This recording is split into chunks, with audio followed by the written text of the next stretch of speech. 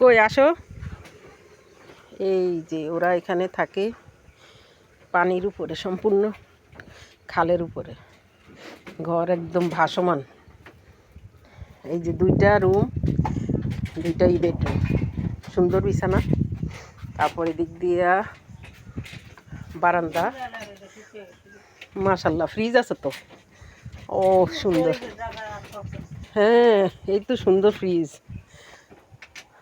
দেখেন এই যে মাচার উপরে ঘরটা, সম্পূর্ণ মাচার উপরে। এই যে নদী, রায়পুরের ডাকাতিয়া নদী, আর এই নদীর উপরে ওদের বসবাস। এই যে বাবু,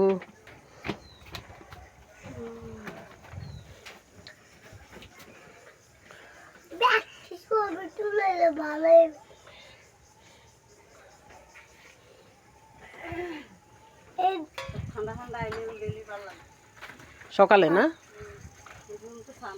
এত সুন্দর কচুরি ফুল, তোমাকে এখানে ফ্যান লাগে না তো?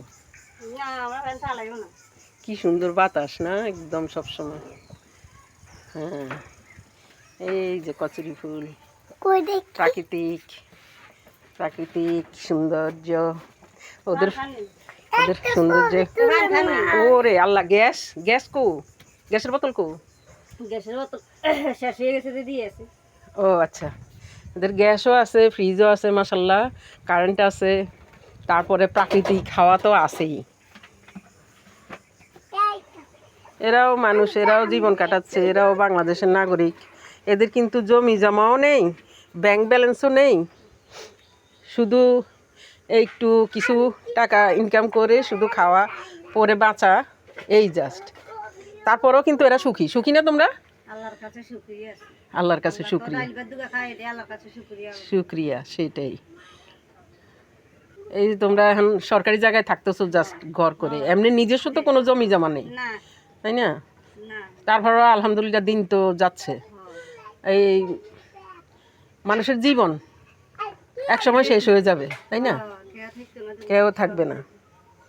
তারপরে শুকর আলহামদুলিল্লাহ এরা অনেক ভালো আছে, সুখে আছে। যা অনেক টাকা পয়সা ধন দৌলত হলো, সুখ থাকে না, তাই না? এদের জীবনে কিন্তু বেশি চাওয়া পাওয়া কিছু নেই। যে মাশাল্লাহ অনেক সুন্দর। কি মাছ রান্না হচ্ছে?